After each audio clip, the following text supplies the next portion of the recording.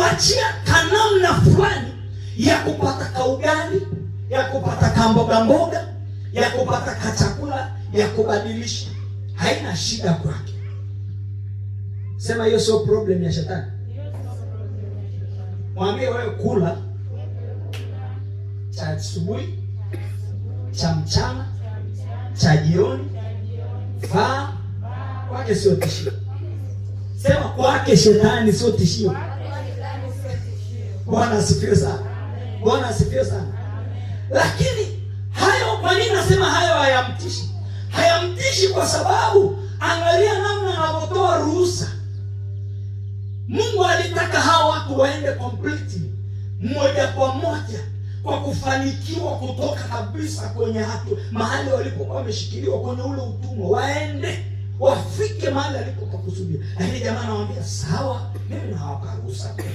Tena yeye asemi muende mkamtumikie, kwa sababu Kutoka 8:1 anasema Mungu anamwambia Musa kwamba nataka hao watu nataka uende kwa Farao, mwambie watu wangu ruhusa waende wakanitumikie.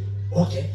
Farao yeye hasemi utumishi. Yeye anasema muende mkamchinjie huyo Bwana Mungu wenu jangwani. Kwa hiyo hataki kutaja neno nini? Utumishi. Hataki kusema mkamtumikie nani? Mungu wenu. Mungu atusaidie sana.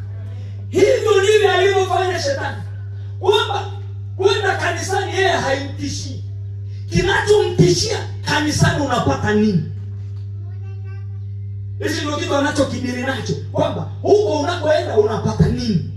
Kile unachokipata, ikiwa ni chenye kukupa hatua, ikiwa ni kitu chenye mafanikio, ikiwa ni kitu ambacho kinamvuruga au kinampindua yeye, hicho kwake ni hatari. Hapendi, anachukia. Yaani wewe kuwa na dini yako safi haimsumbui. Yaani wewe kuwa na mchungaji wako mzuri haimtishii. Ina athari gani kwenye maisha yako?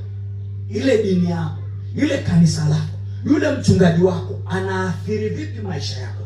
Ninaposema anaathiri vipi maisha yako, ni neno ambalo kwa Kiingereza ukasema ana affect vipi maisha yako. Yaani ni kitu gani anagusa, eneo gani kwenye maisha yako? Mungu atusaidie sana. Ana kitu gani cha kubadili maisha yako? Mungu atusaidie sana. Hicho cha kubadili maisha yako ndio kitu anachokipinga. Ndio kitu hataki ukipate. Bwana atusaidie sana.